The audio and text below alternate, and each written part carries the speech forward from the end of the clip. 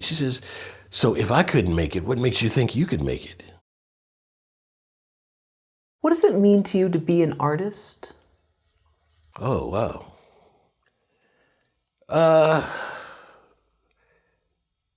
It means that I'm able to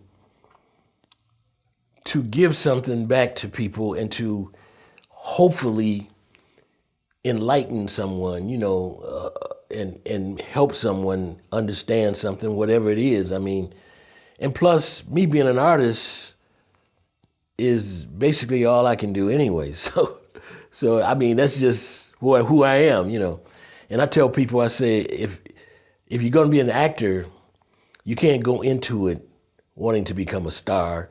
You can't go into it and put a time limit on it.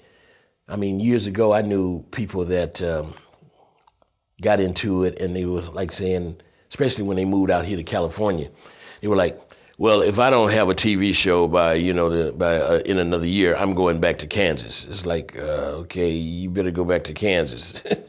You can't put a time limit.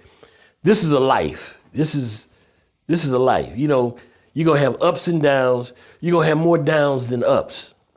And I find that people that, and I can't say, and I don't want to say all people, but I find that a lot of people that were stars in college or whatever as actors in their universities, a lot of them tend to have a harder time because they've been spoiled to a certain point. And once they get into the real world of acting, they realize they're just one of the numbers. And see, by me not majoring and being in college like this, as that, it was easy for me to roll with the punches on it. I mean, I did this as a kid, I did plays and all of the little stuff, played piano, all that kind of stuff as a kid. But I left it and went into sports.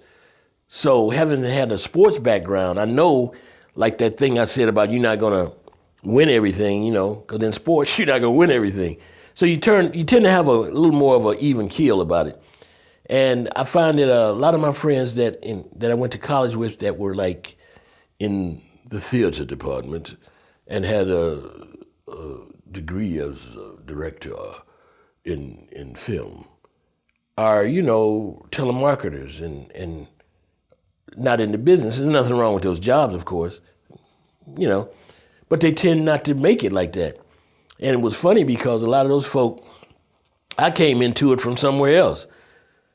I came into it, just basically from the sports and being just a loafer in college. I hate to say it, but I wasn't really great in college because I was like, I got pretty good grades towards the end, but my first couple of years, I was like, oh, okay, I was clowning around and everything, and I didn't get serious until it was time to get out of there, But most people tend to, when they come from a theater background or whatever, they tend to have a hard time because they have a certain expectation, and this industry does not care. Once you get in this business, they don't care.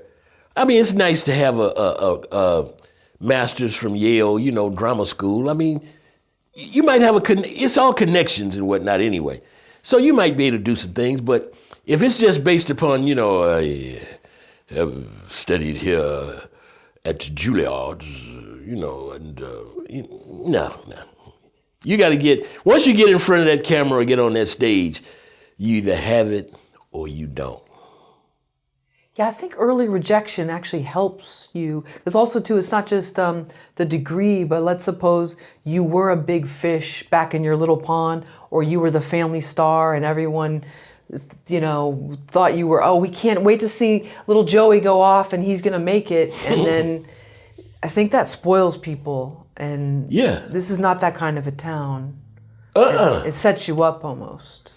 Well, yeah, because see, you get spoiled because, like you say, you were a big fish in a small pond. Now you're a small fish in the biggest pond. So, it all weighs out differently, so you have to, it all depends on the type of person you are. It all gets back to what type of person you are, how you are inside. It all gets back to that. And like I said, I have friends that were like really, really, really top notch in school, in this business, and nowhere to be found. And matter of fact, I ran into a guy a few years back who I went to high school with, who was the star of everything in high school.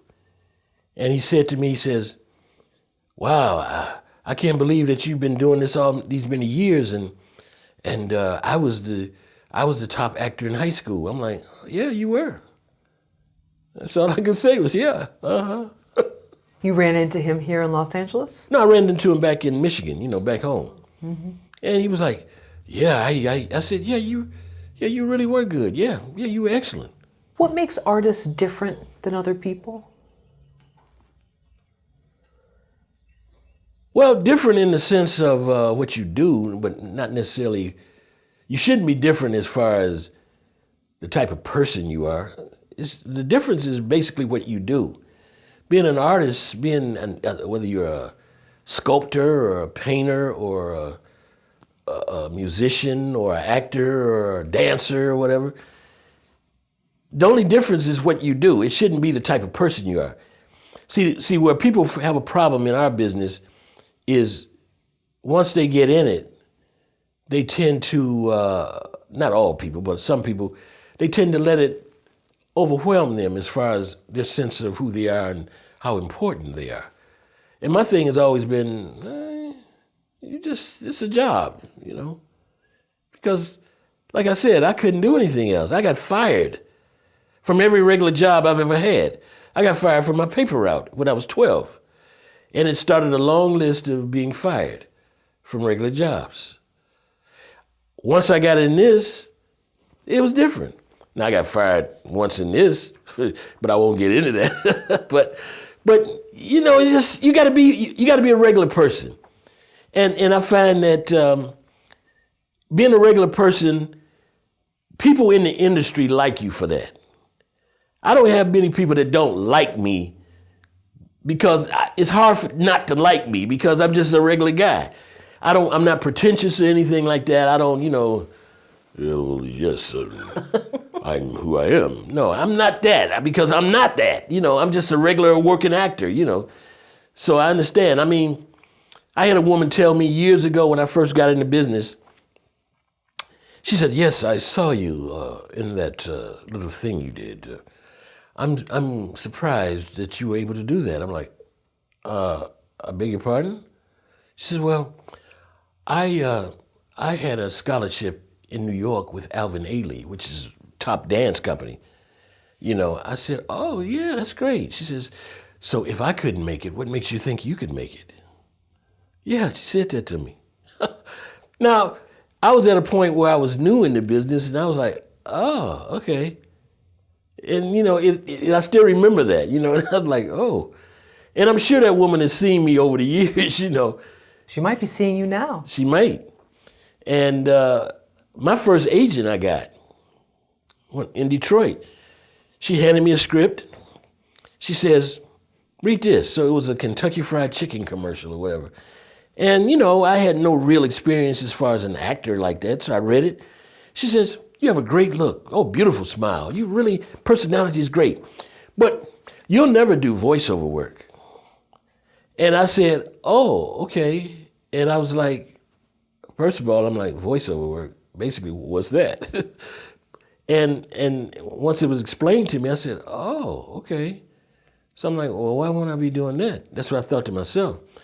So how fate and how God and everything works, I moved into an apartment building where one of the guys that lived in the building was a recording engineer at a studio.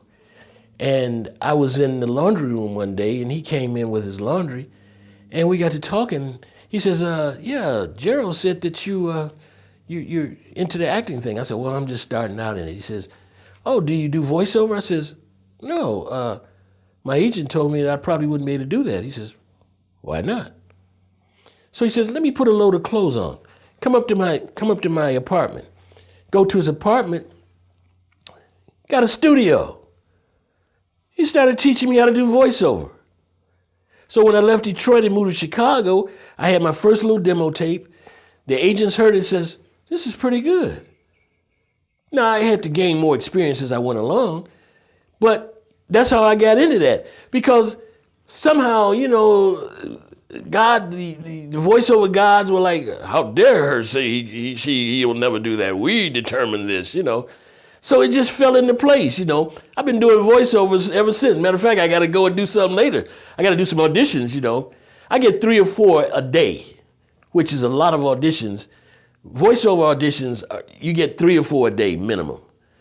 And I mean, it's hard work to get, but it's very lucrative. In fact, I just did 2 actual jobs last week. So, but, that's how it is, so the business is crazy like that, People tell you stuff and then, your agents will say, okay, hey, I can't do this, you can't do this, you can't do that. And you're like, oh. Nobody likes to have somebody tell them what they can't do, especially if they haven't never done it before or haven't tried it. It's like, okay. Because at that point, all of the voiceover actors were still sounding like this, those commercials back then. Now they don't want that. And since the pandemic, they want real. They want real. If you notice the commercials and everything and the voiceover stuff, it's like people talking, during the pandemic, it was really rough for me. And I think I was able to, go and get everything taken care of and my medication is okay. As opposed to years ago, Tylenol medication, the medicine that will help you get over your headache. Years ago, it's like, it's all changed. So they want real people. So I was one of the first of the real people, voiceover people. I was one of the first black guys to be a real person in a voiceover audition or in a job. I was one of the first ones. Well, you could do both, though. That you could do the stage voice. Well, sometimes, like yesterday, last night, as a matter of fact, when I got home, I had to do one for, I forgot what, I'm not supposed to say the product, so I better not. But I had to be like, new, Don Pardo, here we go. That whole thing, new on The Price is Right, that kind of thing. I can do that stuff, but you don't do a lot of that stuff. And then they tend to go with those regular guys that do that, And most of us are like, I have friends say, I didn't get that. I said, well, they went with the real person for that. The real guy from, Price is Right or whatever, It's no problem with that. You say, okay. But when it's like regular stuff, that's us, I tend to get people wanting me to do James Earl Jones. We're looking for a James Earl Jones type. We're looking for Ving Rhames, who does Arby's, we've got the meats. And they'll say, we're looking for something like that. And I noticed that whenever I try to sound like those people, I don't get that stuff. So lately what I've been doing is, I've been saying, this is good for the voiceover folk. Lately I've been saying, you know what? I'm going to sound like me. So instead of Arby's, you like Arby's, hey, great, come get a burger. Whatever. I book those because you be yourself. You're not trying to sound like Morgan Freeman. No, there's Morgan Freeman. I get all of that kind of stuff. And I finally understood that, of course, they don't want that actual sound. They want that kind of flavor. They want that kind of persona or whatever. So that's what you kind of get into after a while. But this is a lot of stuff like that you don't learn in school. You don't learn that stuff in school. You got to learn it out here. You got to learn it out here in the real world, and where people come out of college and out of school and they say, oh, well, I'm going to do this. And then they get out here and like, wow. Because there are people out here been doing this a long time, and they're not going anywhere.